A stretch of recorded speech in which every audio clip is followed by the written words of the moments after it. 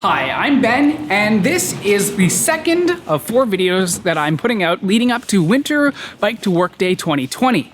And that video is either here or here. I think it's right here. You can click on that to watch the first one. Today I'll be covering why people actually choose to bike during the winter. First of all, when you think of frostbikers, you probably think specifically of a big bearded man who's decked out in all of sorts of layers of clothing, biking through insane zero visibility blizzards in negative 40-degree weather. Well, I'm here to tell you that if you think that, you're envisioning less than 1% of frostbikers ever. In reality, tons of cyclists who aren't men from all different walks of life are seen frostbiking throughout the winter. Just think.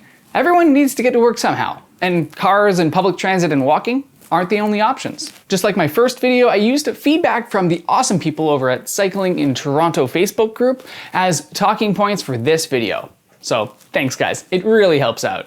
I consolidated all of the answers down to a pretty concise but still fairly long list of 12 great, I can't fit them on my fingers, 12 great things about frostbiking in no particular order. I'll go over and discuss these Actually, I need to change locations. Let's do this over here.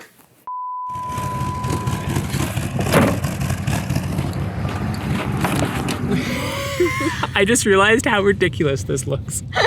Like, one second. Is it back? Matt?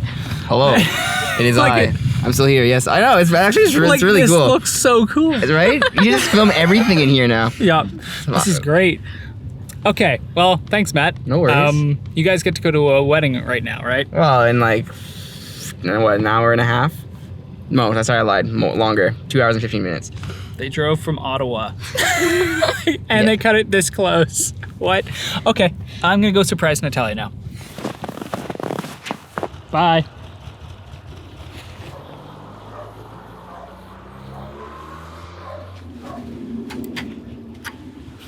Hi. Oh. Voicemail. Great. Hi.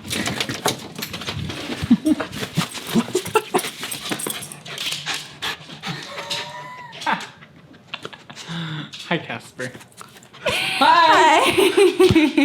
Here. I was wondering why Casper was barking for so long because I was on the phone and I was like, okay, I need to go see this. And so I put Sean on mute and then like ran to the door and like, oh my God, I couldn't say anything because I was on the phone with Sean. I know. So I had to go back to my room and race there.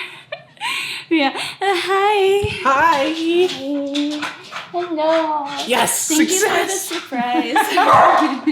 Oh, Casper wants a hug too.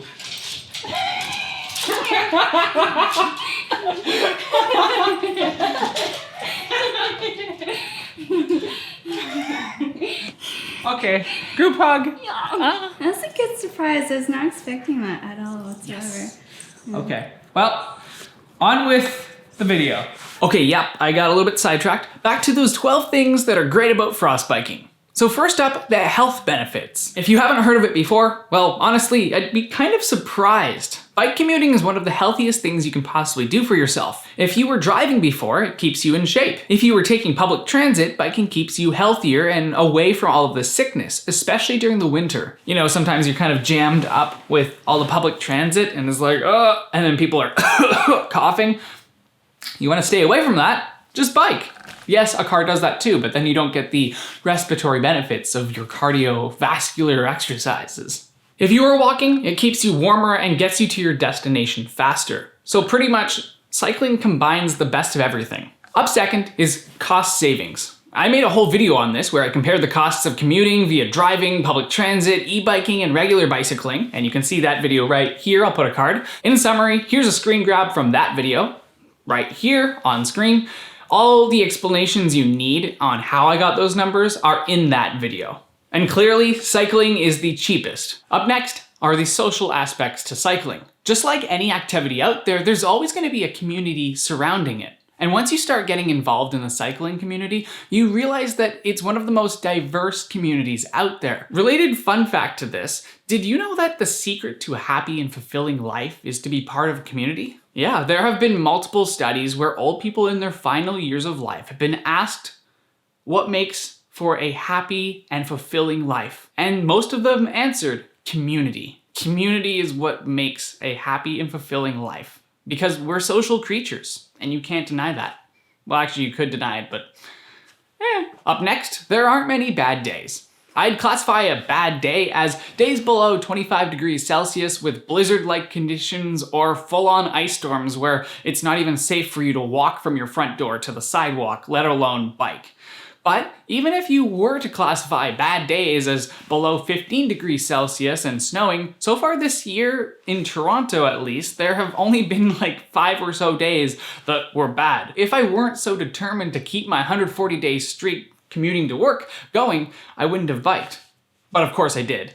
Next up is that it's better than waiting for the bus or walking. In my case, I bring this up with everyone who ever doubts me biking to work and thinks it's crazy, because what actually is crazy for me is walking 15 minutes to the bus stop and then waiting another 10 minutes at the bus stop and then riding on the bus for another 20 minutes. And then once I get to the final bus stop, then walking 10 more minutes to work. That all just doesn't make sense for me because it takes me about 15 to 20 minutes to bike to work.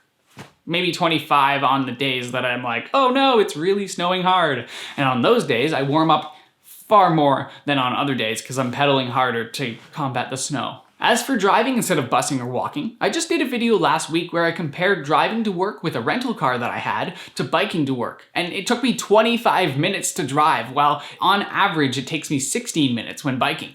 Bam! Just like that, biking wins again. You can find that video right here. Next up is that motion keeps you warm. This is a simple but often forgotten thing by frostbiking naysayers. No, really, like you get in a car and you're cold and you have to wear all these layers and you walk and you're getting cold because you're not like pushing yourself.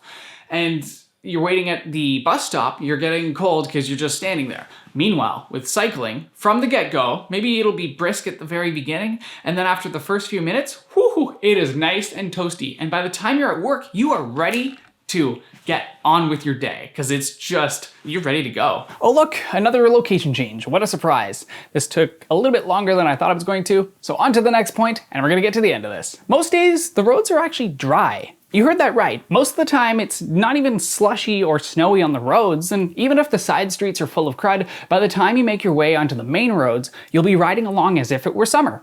Except, hopefully, you'll be dressed for the weather. Otherwise, don't wear shorts during the winter. That's my pro tip. Yeah. The next point is, it's enjoyable. Okay, really, once you've figured out what works best for you, so in my case a balaclava, goggles, and the appropriate amount of layers for my specific commute, frostbiking is incredibly enjoyable. My favorite part about frostbiking is that there's no rain in the winter. Rain is my least favorite thing to ride in, and it still doesn't stop me from doing it, but it's not as enjoyable for me. Frostbiking, on the other hand, is super enjoyable because there's no rain, and it's just a nice temperature, you don't overheat as easily, and you can always undo layers. During the summer, you just sweat to death.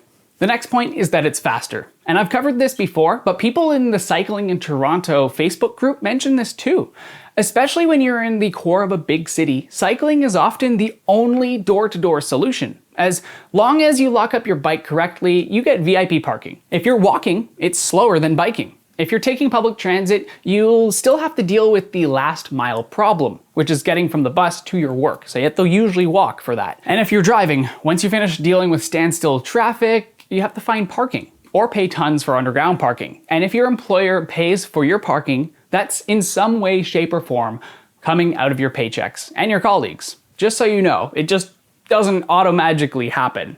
That is coming from somewhere. Up next is that cycling reduces stress. When there's great cycling infrastructure on your commute, your stress is reduced by one metric heck of a lot. Clearly that's a real measurement.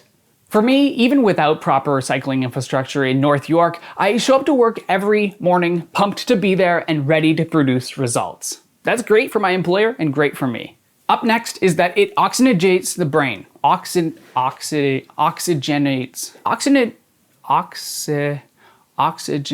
The next big point is that it oxygenates the brain. That's a big word. Oxygenates. Yeah, it oxygenates the brain. That. Newsflash, your brain's important. And you know what else is important? oxygen for your brain. And our bodies process oxygen a lot better if you're getting exercise consistently each and every day. Most people don't get nearly enough of this rapidly vanishing but readily available magical health treatment. Exercise. Oh, and for those of you that say cyclists inhale more fumes than drivers do, think again. Here are a few screen grabs of reports that state quite the opposite. I think I'll make a whole future video on that topic actually. But lastly, frostbiking is beautiful. And if I hadn't have asked the frostbiking group online for their comments on frostbiking, I would have never added this to the list. But now that it is on the list, I have to say I agree. Countless times I've found myself heading out for rides to the grocery store or other things amidst gently falling snowflakes at the not too chilly temperature, and it's so relaxing. Sometimes I see animals going about their business in between the freezes of winter, but oftentimes when I'm on trails, the trees soak up all the sound pollution and I'm left with absolute quiet. And it's so nice. Except for my bike that squeaks a ton because it sorely needs some TLC, which I typically don't provide until spring. The poor bike. Well, there you have it. I hope you enjoyed watching, and if you did, please go ahead and smack the like button because the YouTube algorithm loves it. And while you're at it, make sure you're subscribed and getting notifications right to your phone so that when I post the next 2 videos within the next 5 days, you're gonna get those notifications. Now that I'm done with this video, I'm gonna go rushing around to get the other 2 out before I run out of time. Again, T-minus 5 days, five days until Winter Bike to Work Day 2020. I hope you join the community and get out there on February 14th. Okay, that's all I've gotta say. Bye!